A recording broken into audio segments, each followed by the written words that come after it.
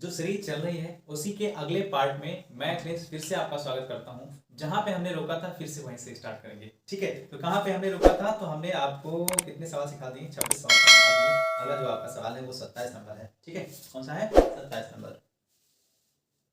और ये एक बात सवाल, आप जब स्क्रीन पे आपके क्वेश्चन आ जाए तो आप उसको अपने से बनाने की कोशिश करिए, अपने से लगाने की कोशिश करिए। अगर हो जाता है तो ठीक है, नहीं होता है तो आप सोल्यूशन को देखिए कि मैंने आपको कैसे बताया है।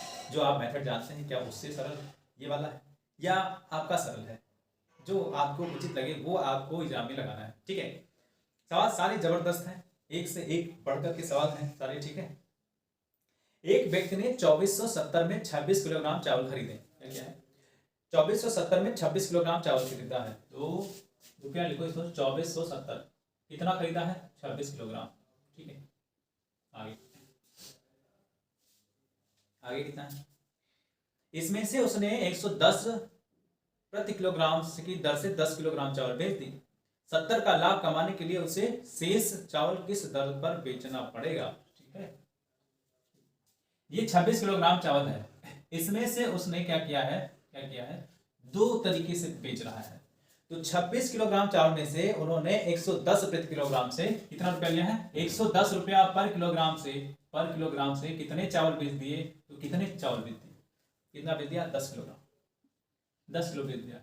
तो आप देखिए कितना रुपया कमाया होगा। तो आप कहेंगे इसी में ये किलोग्राम खत्म हो जाएगा, यानी कितना हो जाएगा? 100। कितना? 100। कितना पैसा कमाया होगा? ठीक, टोटल कितना ये क्या है? उसका कॉस्ट प्राइस है। क्यों? इसी पे वो प्रॉफिट चाहता है ना, इसी पे प्रॉफिट चाहता है। कह रहा है टोटल बेचने के बाद ये 10 किलोग्राम बेचा है, उसके बाद कितना बचा होगा? 26 टोटल है, इसमें से 10 किलोग्राम बेच दिया है तो कितना बचेगा? तो आप कहेंगे 16 किलोग्राम बच रहा होगा। तो कह रहा है किस रुपए में बेचा जाए, कितना रुपए में बेचा जाए कि उसका टोटल जो प्रॉफिट है ना वो 70 रुपया हो जाए। 70% कहना है कि 70 रुपए, यानी ये उसका कॉस्ट प्राइस है। जो हमारा इसका सेलिंग प्राइस होगा वो क्या होगा? इसी में अगर आप 70 जोड़ देंगे तो ये आपका सेलिंग प्राइस बन जाएगा। 0, ये 7 दूनी 14 और 4 1 5 और 2। ठीक है, बात समझ गए कि नहीं? 7 दूनी 14 4 1 5। ठीक, इतना हो जाएगा ये सेलिंग प्राइस। ये टोटल पे प्रॉफिट उसको चाहिए, लेकिन वो अलग अलग बेच रहा है, उसी क्वांटिटी को अलग अलग बेच रहा है और अलग अलग रुपए में बेच रहा है, लेकिन उसको प्रॉफिट तो चाहिए इतना। कितना चाहिए? इतना प्रॉफिट चाहिए। ठीक, अब देखो इतने का बेच चुका है, कितने का? 1100 का बेच चुका है, तो कितना बाकी रहा होगा? अब बताइए, क्या इसी में से घटा दे तो पता नहीं चल जाएगा कि कितना और पैसा बेचे और पैसा प्राप्त कर ले कि ये 16 किलोग्राम जो चावल बचा है वो इसके बराबर हो जाए। तो ये 0 0, ये 4 और ये 44। कितना?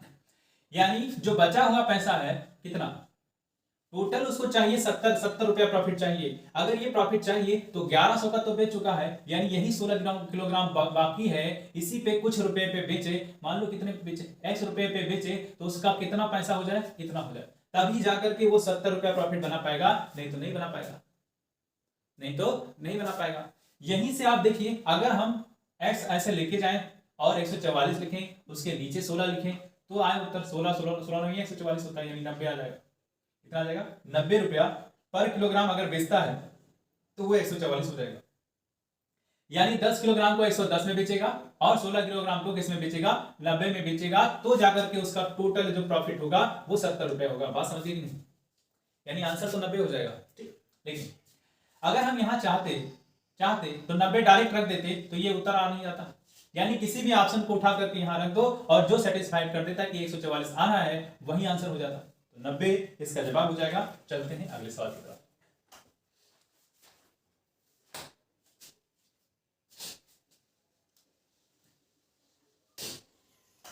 अगला सवाल आपका है कौन सा? 28 हो चुका है, नहीं 28 है, ये तो 27 है ना, 28 नंबर में क्या है? कह रहा है 2.5 रुपया 2.5 प्रति पेंसिल की दर से पेंसिल बेचने पर विनोद को 110 रुपए का लाभ होता है। ठीक है, इतने ही पेंसिल 1.75 यानी कि कितना? 1.25 रुपए में बेचने पर उसे 55 की हानि होती है। विनोद के पास कितने पेंसिलें हैं? कितने पेंसिलें हैं बताओ भैया। इसको बताने के लिए आप देखिए, हम जानते हैं क्या अगर मैं कहूँ कि 5 रुपए का एक समोसा है और हमें 15 समोसा खरीदना है तो कितना रुपया हो जाएगा, तो आप कहेंगे 15 पचहत्तर 75, 15 पचे 75 रुपये हो जाएंगे। क्या है, रुपीज पर समोसा। ये क्यों मैं बताता हूँ, ये इसलिए बताता हूँ कि रोज समोसा खाते हो ना, मुझे भी वो समोसे बहुत पसंद है। ठीक है, रोक नहीं पाता हूँ लेकिन मैं समोसा जल्दी खाता नहीं हूँ। ठीक है, ये बात समझ में आई। अगर ये बात समझ में आ गई तो सवाल में कुछ भी नहीं है। अब सुनो एक चीज और, अगर ये सीपी है और ये एसपी है, यानी इनके बीच का जो ये गैप है वो कौन भर सकता है, या तो प्रॉफिट भर सकता है या तो फिर लॉस भर सकता है, यानी या तो प्रॉफिट भरेगा या तो लॉस भरेगा। अगर हम क्या करें, ये ज्यादा है, ये ज्यादा है तो प्रॉफिट हो रहा होगा, यानी बेच ज्यादा, कम पैसा लगा करके बेच ज्यादा है, बेच में मतलब बेच रहा है वो पैसा ज्यादा है तो हमारा प्रॉफिट। अगर जो बेच रहे हैं वो कम है और लागत मूल्य ज्यादा है तो वो लॉस। बात समझ गए, इतनी बात में कोई दिक्कत नहीं है ना। आप सुनो, अगर हम यहीं से लिखना चाहें तो क्या सेलिंग प्राइस को ऐसे नहीं ले सकते हैं क्या, कि जितना जितना कॉस्ट प्राइस होगा उसी में प्रॉफिट होगा, तो ये हो जाएगा। अगर यहीं से लॉस हो रहा होता तो क्या हम इसी सेलिंग प्राइस को ये नहीं ले सकते कि सीपी में क्या लॉस को घटा दो तो हम पहुंच जाएंगे। ये दो इक्वेशन मैंने क्यों बनाई है अभी आपको पता चल जाएगा। ठीक, अब सुनो, कह रहा है सवाल ने कहा है कि एक बार जो पेंसिल है 2.5 रुपए में, यानी 2.50 रुपए में बेच रहा है, एक पेंसिल की कीमत है। और अगली बार कितने की कीमत है, 1.75 रुपीज की। और क्या हो रहा है, इसमें घाटा इसमें फायदा, इसमें घाटा इसमें फायदा। ठीक बात है। अगर हमें ये पता चल जाए कि पेंसिल कितना है तो हमारा सब काम हो जाए, लेकिन यहां तो वही मालूम करना है कि पेंसिल कितनी है। तो पेंसिल दोनों कंडीशन में, इस कंडीशन में भी समान है और इस कंडीशन में दोनों में समान समान है। यानी अगर यहाँ पेंसिल की संख्या x होती तो हमें पता चल जाता, जैसे यहाँ पता चल गया कि एक समोसे का दाम 5 रुपया है तो 15 समोसे का दाम कितना होगा। अगर कितना, अगर 2.5 रुपया एक पेंसिल का है तो x पेंसिल का कितना हो जाएगा, 2.5 में इसी का गुणा हो जाएगा तो इतना हो जाएगा। अगली बात, अगर 1.7 रुपया एक 1.75 रुपया एक पेंसिल का है तो हमें सेम पेंसिल रखना है। तो मान लो एक्स पेंसिल है, जो नहीं मालूम होता है उसको एक्स ही मान रहे होते हैं। ठीक है, जो नहीं मालूम होता है उसको एक्स मान रहे होते हैं। ठीक, इतनी बात। ये क्या है, इस पे बेचा जा रहा है, ये क्या है, इसी पे तो बेचा जा रहा है, तो ये कहीं ना कहीं आपका सेलिंग प्राइस हो गया। तो जहां जहां एस पे लिखा है तो क्या हम इसको लिख सकते हैं कि नहीं लिख सकते। ठीक, अब जहां प्रॉफिट हो रहा है वहां प्रॉफिट लिख देंगे और जहां लॉस हो रहा है वहां लॉस लिख देंगे। अब सुनो, तो इसके लिए अगर हम लिखना चाहें तो क्या 2.5, जीरो लिखा है, इस जीरो का कोई खास मतलब नहीं है लेकिन यहाँ है तो लिख दो एक्स, ये सेलिंग प्राइस हो गया। सीपी रहने दो क्योंकि हमें मालूम नहीं है कि क्या है, और दोनों का समान ही प्राइस है। जो कॉस्ट प्राइस है वो क्या है, दोनों का समान है, बस बेच अलग अलग रहे हैं, बेच अलग अलग रहे हैं तभी तो प्रॉफिट और लॉस हो रहा है। सीपी रहने दो। प्रॉफिट कितने का हो रहा है, तो अब सवाल को पढ़िए, तो प्रॉफिट कह रहा है कितने का हो रहा है, 110 रुपए का। कितने का, 110 रुपए का प्रॉफिट हो रहा है। ठीक, अगली बात, जब 1.75 में बेचेगा और एक्स पेंसिल बेचेगा तो फिर क्या होगा, लॉस होता है। लॉस कितने का होता है, तो आप देखिए कितने का लॉस लिखा हुआ है, 55 रुपए का।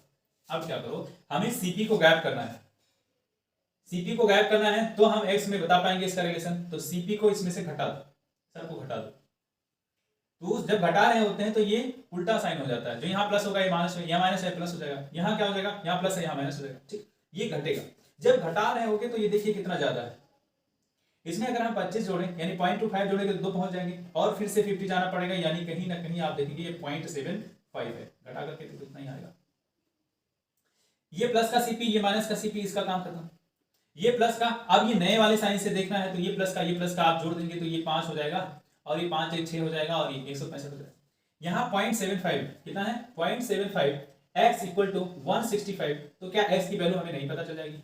165 0.75 को क्या करो, यहाँ लिख दो, ये दशमलव हटाएंगे तो क्या हो जाएगा, ऊपर 100 बना देगा, यानी कहीं ना कहीं 25 नहीं 75 होता है, 25 चौका 100 होता है।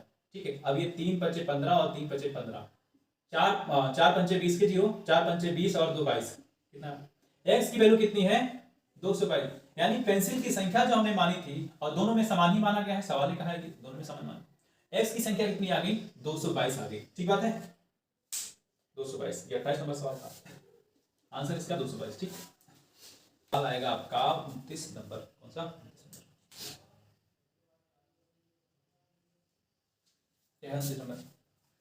एक व्यक्ति ने एक घोड़ा तथा एक गाड़ी 20,000 में खरीदा। जैसे घोड़ा गाड़ी खरीदा जाता है तो एक साथ ही खरीदेंगे, क्या अलग खरीदेंगे? घोड़ा एक तरफ से ले आएंगे, गाड़ी एक तरफ से नहीं ना। घोड़ा गाड़ी 20,000 में खरीदा, उसने घोड़े को 20% लाभ तथा गाड़ी को 10% की हानि पर बेचा। इस प्रकार उसे कुल सौदे में 2% का लाभ हुआ। घोड़े का क्रय मूल्य कितना है? घोड़े का क्रय मूल्य कितना है? ठीक है, बता देंगे। देखो टोटल कितना पैसा लगाया है? 20,000। एक क्या खरीदा है मैंने? जो पहली क्वांटिटी है उसको क्या बोलेंगे? उसको बोलेंगे घोड़ा। क्या? घोड़ा। दूसरा जो है वो गाड़ी है। क्या है? गाड़ी। ठीक है, मैं मान लेता हूं कि जो घोड़ा उसने खरीदा होगा ना वो X रुपए में खरीदा होगा। 20,000 टोटल पैसा खर्चा किया है, जिसमें से मैंने मान लिया कि घोड़ा कितना लगा होगा? X रुपया। तो गाड़ी कितने का हो जाएगा? तो क्या इसी में से X को घटा दें तो हमें पता नहीं चल जाएगा कि कितना गाड़ी में कितना पैसा लगा है? बताओ। ठीक है, अब सुनो। 20% का लाभ होता है किस पे? घोड़े। 20% का लाभ होता है। जहां कहीं भी लाभ की बात करेंगे तो हमेशा मैंने बोला है जब इस संख्या में गुणा करना होता है ना, इस संख्या में गुणा करना होता है तो कैसे गुणा करेंगे? लाभ हो रहा है, कॉस्ट प्राइस आपको मालूम है, लाभ पे यानी कि सेलिंग प्राइस पे जाना है, लाभ दिया हुआ है तो 100 में उसी संख्या को जोड़ दो और इसके साथ मल्टीप्लाई कर दो। तो 20% कितना बढ़ेगा? तो 20% को क्या बोलेंगे? 100 में जोड़ेंगे तो कितना हो जाएगा? 120% हो जाएगा। कितना? 120%। और हमेशा परसेंट को क्या? परसेंट को हटाते हैं और 1/100 लिख देते हैं, यानी ऐसा कुछ हो रहा होगा। ये 0 0 और ये 6 और ये 5। मैं लिखना चाहता तो 120% बढ़ा करने के लिखने के लिए इतना लिख रहा होता। क्यों? 20% हमेशा 1/5 होता है। 5 पे 1 बढ़ेगा तो क्या हम 6/5 नहीं लिख सकते? मैं ऐसा भी लिख सकता, लेकिन आपको सिखा रहा हूं तो आप जब माहिर हो जाएगी तो ठीक है। अब सुनो, अब जो कह रहा है 10% की हानि पर बेच दिया, 10% की हानि पर बेच रहा है। ठीक, कितना? 10% हानि। तो 10% हानि हो रहा है तो कितने पे बेचेगा? अब यहाँ प्रॉफिट था तो 100 में हमने 20 को जोड़ा तो 120 बना। अब यहाँ लॉस है तो 100 में हम किसको घटा देंगे? जो दिया हुआ है। तो इसको घटा दो तो कितना बनेगा? 90% बनेगा। कितना? 90%। परसेंट है तो ठीक बात है, इसको हम ऐसा लिख सकते हैं कि परसेंट का साइन हटाएंगे, 1/100 लिख देंगे। ये 0 से 0 खत्म हो जाएगा, ये 9/10 कितना बचेगा? 9/10 बचेगा। ठीक बात। आप सुनो, कह रहा है टोटल पे ना, ये जो टोटल है उस पे कितना परसेंट का प्रॉफिट हो रहा है? 2% का प्रॉफिट हो रहा है। अगर हम इसका 20,000 का 2% निकालें तो वो 400 आएगा। कितना आएगा? 2% इसका निकालो तो डबल 0 खत्म हो जाएगा, 2 दूनी 4 यानी 400 आएगा। तो क्या हम इसी 400 का ऐड कर दें तो क्या हमें पता नहीं चल जाएगा? पता नहीं चल जाएगा? बताइए तो सही। यानी इतने में बेच रहा होगा। ये आपका सेलिंग प्राइस हो गया, ये आपका ये कॉस्ट प्राइस हो जाएगा, ये क्या हो जाएगा? Selling price. और ये क्या है? प्रॉफिट 2% का। सब कुछ है आपके पास, सब कुछ है कि नहीं है? यानी अब देखिए, अब हम इंडिविजुअल को जोड़ते हैं एक साथ तो ये आप देखिए कितना लिखा है। घोड़े की कीमत कितनी है? 6/5x, इतनी कीमत। अब गाड़ी की कीमत कितनी है? तो आप इसी का गुणा कर दीजिए इसमें तो कितना हो जाएगा? 9 दूनी 18। कितना? 18। 1 2 3 4 0 है, लेकिन एक 0 खत्म हो जाएगा तो 3 0 हो जाएगा। कितना? ये अंदर मल्टीप्लाई होगा इसके साथ, जब इसके साथ मल्टीप्लाई हो रहा होगा तो एक 0 इसके साथ खत्म हो जाएगा। ठीक बात है। और ये 9 दूनी 18 हो जाएगा, यानी 18,000 बना देगा। ठीक बात। अब यहां सुनो, इसका इसके साथ मल्टीप्लाई होगा तो 9x डिवाइड बाई 10 बनाएगा। ये जो टोटल कार्यक्रम हो रहा है तो क्या हम यहीं तक नहीं पहुंच पाएंगे? यानी इसको इंडिविजुअल घोड़ा को अलग, गाड़ी को अलग जोड़ने के बाद ये मिला, और ये कितना पाएगा? इतना पाएगा 20,000। कितना? 20,400। ठीक। अब इसको वहां लेके चले जाओ और इसको इधर थोड़ा सा कर लो तो हो जाएगा हमारा काम तमाम। 9x 10 और ये कितना? 20,400 लिखा है ना, 20,400। इसमें से आपको घटाना पड़ेगा 1800। क्यों? ये उधर जाएगा, बराबर के उधर जाता है तो क्या हो जाता है? माइनस में हो जाता है। तो ये प्लस में है, वो माइनस में हो जाएगा। ठीक, 18,000। यहां देखिए 0 से 0 गया, 0 गया, 4 बचा और ये 2 बचा, यानी 24। कितना बचा? 24। यहां देखिए थोड़ा सा गड़बड़, ये 10 है और ये 5 है, तो ये 5 को हम क्या करें? 2 बना लेते हैं, तो ऊपर नीचे 2 का गुणा कर दो तो ठीक रहेगा। अब ये नीचे 10 हो गया, यहाँ भी 10 है। क्यों ऐसा कर रहे हैं? क्योंकि भिन्न को घटाने या जोड़ने के लिए उसके हर को समान होना ही पड़ेगा, तभी हम भिन्न को जोड़ और घटा रहे होंगे। ठीक बात है। 6 दूनी 12 ऊपर हो गया और ये 9, तो क्या देखेंगे? 12 ऊपर है और 9 नीचे है। यहाँ दोनों जगह x है तो x कॉमन ले लेते हैं, डिवाइड बाई कितना कर देते हैं? 10। यहाँ 3 बचा, कितना हो जाएगा? 3x डिवाइड बाई आपका 10 है ना? ठीक है। और एक इसके बराबर ये 24, यहाँ देखो 24 हो गए। अब यहाँ से देखिए, आप तो देखेंगे आप कितना हो जाएगा, इसे 3 से काट दो, तीनों 8 24 होता है, यानी ये डबल जीरो भी तो रहेगा, ये इसके साथ और मल्टीप्लाई हो जाएगा तो 8 डबल जीरो है, और ये 10 वहां मल्टीप्लाई होगा तो एक जीरो और बढ़ा देगा, यानी x की वैल्यू कितनी है 8000 है। यानी यही तो घोड़े का था, यही तो घोड़े की कीमत थी, इस 20,000 में घोड़े की कीमत 8000 है। अगर गाड़ी की पूछता तो वो भी बता देते 12,000 हो जाता। ठीक है, कहीं कोई दिक्कत तो नहीं है, होगा तो प्लीज बताइएगा। ठीक है, नहीं तो हमें कैसे पता चलेगा कि आपको यहाँ दिक्कत हो रही है, इधर दिक्कत हो रही है।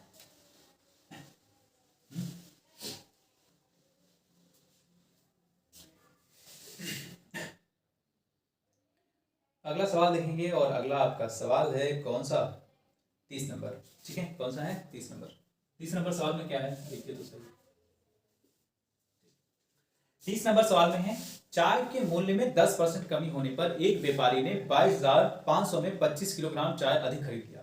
ठीक, चाय का मूल्य प्रति किलोग्राम बताना है। बता नहीं लोगे क्या, इसमें करवाने की जरूरत क्या, बता तो करवा देंगे।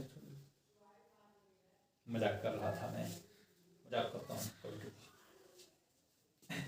करवा देता हूँ। ठीक है, चाय के मूल्य में 10% कमी। ठीक है, देखो इसमें कौन सा कॉन्सेप्ट लगेगा, तो ई बराबर क्या होता है, पी इंटू क्यू होता है। ये क्या है, पी यानी कि प्राइस यानी कि मूल्य, क्यू मतलब क्वांटिटी या खपत, ई मतलब खर्चा, ई मतलब खर्चा, पैसा कितना खर्चा किया। ठीक है, इतनी बात समझिए। यानी यहां से एक रिलेशन निकल आता है कि पी क्या होगा, यूनिवर्सली प्रोपोर्शनल टू क्यू होगा, यानी अगर क्यू बढ़ा तो पी कम हो जाएगा, अगर पी बढ़ा तो क्यू कम हो जाएगा। ज्यादा पैसा, ज्यादा कीमत बढ़ गई, कम खर्चा करेंगे, कीमत जैसे ही घटेगी तो हम ज्यादा सामान लेकर के आएंगे, पार्टी होगी फिर। ठीक बात है। अब सुनो, इतनी बात समझ में आई। अगर इतनी बात समझ में आ गई है तो इस सवाल में कुछ भी दम नहीं है। तो क्या है इस सवाल में, इस सवाल में कहा है बताओ भैया, 10% कमी, 10% कमी, ये सीपी होगा, यहाँ एसपी लिख दो। ठीक है, अब चाय के मूल्य में 10% कमी होने पर एक व्यापारी ने ना ना ना ना, यहाँ तो ये लगाएंगे नहीं। ठीक, प्राइस, प्राइस क्या है, प्राइस में कमी हो रहा है, तो प्राइस में कितना 10% की, 10% की हो रहा है, 10% की कमी। अगर 10% की कमी तो क्या 1/10 नहीं लिखते हैं इसको, 10% को 1/10 लिख सकते हैं, क्योंकि डिवाइड बाय 100 करेंगे, परसेंट को हटाएंगे तो 1/10 आएगा। यानी 10 से क्या हो जा रहा है, वृद्धि हो रहा है कि कमी हो रहा है, तो वृद्धि हो रहा है कि कमी हो रहा है, कमी होने पर इसमें मूल्य, यानी 10 से क्या 9, तो क्वांटिटी कितनी हो जाएगी, ये इसको उठा लेकर के यहाँ लिख दो, इसको उठा लेकर के यहाँ लिख दो। क्यों, ये देखो इसके पीछे का ये जुगाड़ है। ठीक है, अब सुनो, एक्सपेंडिचर हमें 10 90, ये 9 90, यानी 9 गुणे 10 कितना, पी क्यू करोगे तो 90 90, यानी कि ये बराबर है, हर बार में 90 बराबर। ठीक, अब क्या है, कितना लेके आ रहा है भाई, 22,500 में 25 किलोग्राम चाय अधिक। देखो क्वांटिटी कितनी है, कितना अधिक, एक अधिक, लेकिन सवाल में कितना अधिक है, 25 किलोग्राम अधिक है। कितना अधिक है, 25 किलोग्राम अधिक। अब सुनो, अब सुनो, अब सुनो, बताओ अधिक है। चाय का मूल्य प्रति किलोग्राम कितना है, यानी प्रेजेंट वैल्यू बतानी है। ठीक, देखो 1 बराबर 25 तो कितना किलोग्राम खरीदता होगा, 1 बराबर 25 किलोग्राम है, तो इसी में अगर हम 25 का गुणा करते हैं, क्योंकि 1 बराबर 25 तो 10 बराबर कितना 250, 10 बराबर कितना 250। अगर पुराना पूछता तो इसी 25 का गुणा करते तो ये कितना होता, 25 नौया होता है 225। ठीक है, यानी इतना किलोग्राम पुराना पहले खरीदता था, अभी कितना खरीद रहा है, इतना, क्यों, दाम कम हो गया। ठीक, कितने रुपए में खरीदता है, तो आप देखिए 22,000 कितना लिखा है, 22,500। ठीक है, 22,500 रुपए में खरीदता है, कितना 250 किलोग्राम, तो रुपया पर किलोग्राम प्राइस हमें पता नहीं चल जाएगा, इसी को काट दो, ये जीरो से जीरो खत्म, ये 25 नवैया 225 होता है, एक जीरो यहाँ बचा है, यानी 90 रुपया पर किलोग्राम।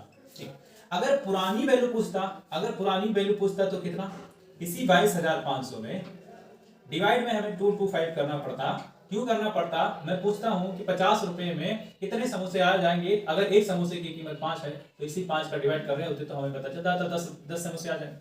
ऐसा ही करना है, इस 25 से काट दो, ये 25 नवैया होता है, नहीं एक कम हो जाएगा, सेम टू सेम लिखा है तो 1 हो जाएगा, और ये डबल जीरो तो डबल जीरो हो जाएगा, यानी 100 रुपया किलोग्राम पहले था, अभी कितना है 90 रुपया पर किलोग्राम है, इसीलिए 25 किलोग्राम अधिक आ रहा है, सेम टू सेम रुपीज में। ठीक है,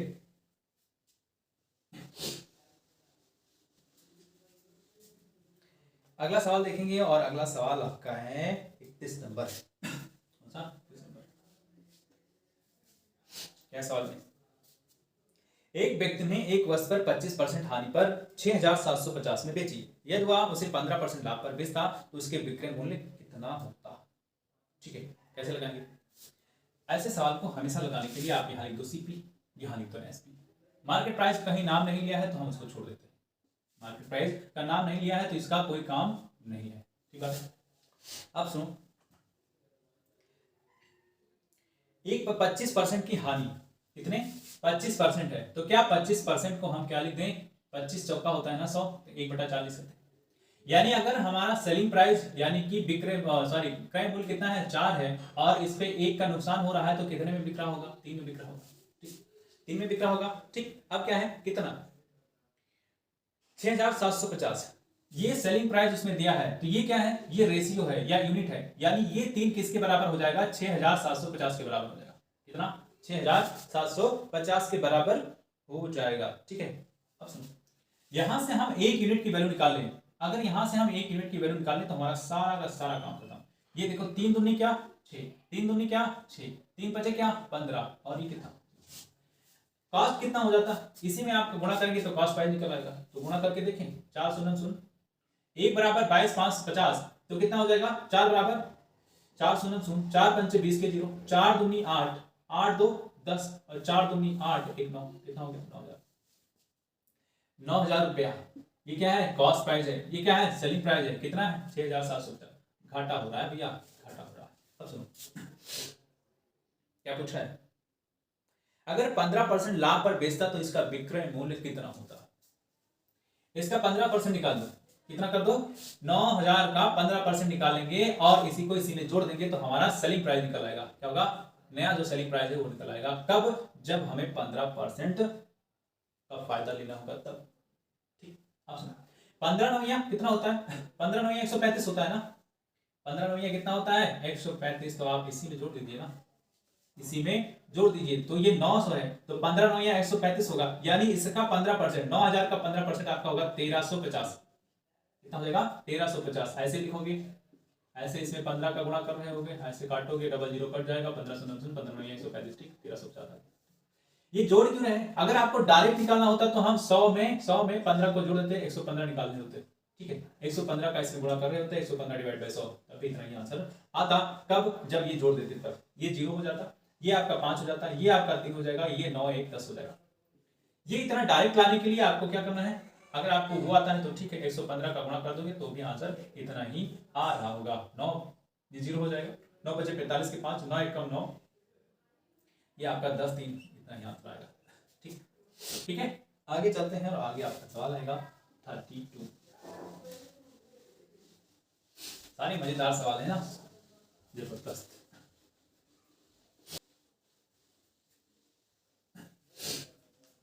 अगला सवाल आपका है कौन सा? 32। देखो जो 32 सवाल है वो बहुत ही जबरदस्त है। जबरदस्त क्यों है?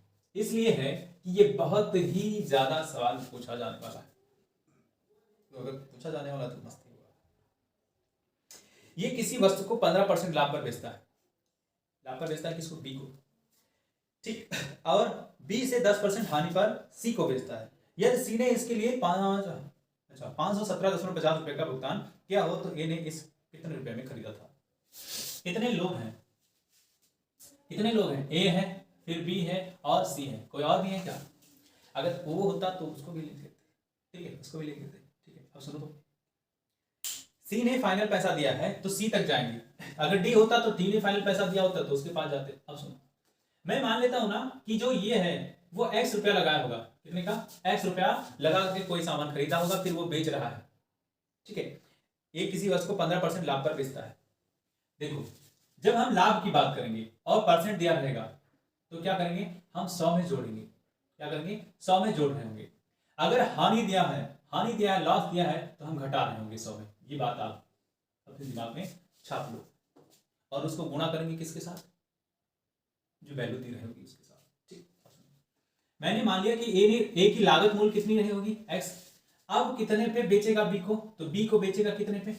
15% के प्रॉफिट पे, तो हमने बोला है 100 में जोड़ दो 115, 115 लिख दो, डिवाइड बाय 100 लिख दो। क्यों लिखेंगे? क्योंकि ये परसेंट आएगा 115%, और जहां परसेंट होता है उसको हटा करके 115 डिवाइड बाय 100 लिखते हैं, यानी डिवाइड बाय परसेंट का मतलब 1/100। ठीक बात, ठीक बात। अब ये तो ए का काम हो गया। अब ये अपने आप में 100% है, ये अपने आप में कितना है? 100% है। अब बी के लिए देखो, बी ने क्या किया, बी इसे 10% हानि पर बेच देता है। अगर प्रॉफिट है तो 100 में जोड़ेंगे, अगर लॉस है तो 100 में घटा करके उसको गुणा कर रहे होंगे, तो 10% की हानि हो रही है, यानी 100 में कितना घटा दो, 10 को घटा दो तो कितना हो जाएगा, समझे? अब ये तो रहा बी। और सी की बात क्या है? सी ने इसे, ठीक है,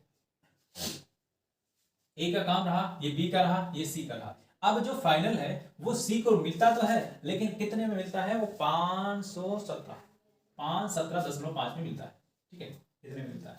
अब सुनो, अब काट पीट दो, या तो फिर ऐसे लेकर के इसको चले जाओ, वहां भी काम हो जाएगा। ये काट देते हैं, ये थोड़ा सा लोड कम हो जाएगा। ठीक है, अब एक्स को इधर रहने दो, और जो बाकी है उसको यहाँ लेके जाओ।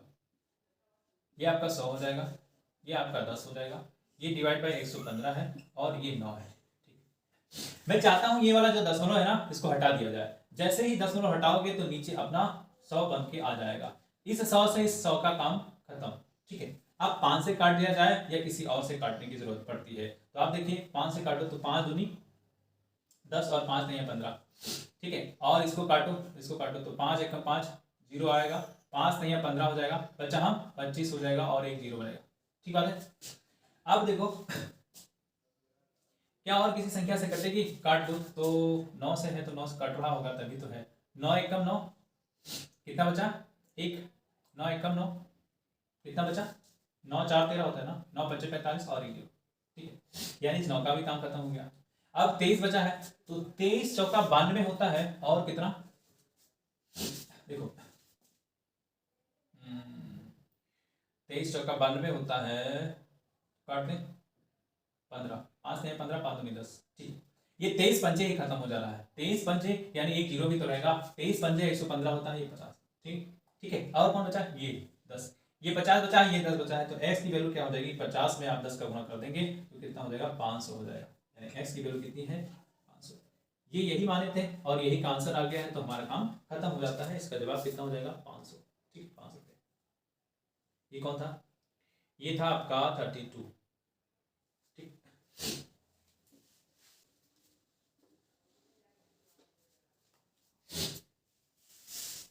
अब मैं मिलता हूं आपको इसी के अगले पार्ट में।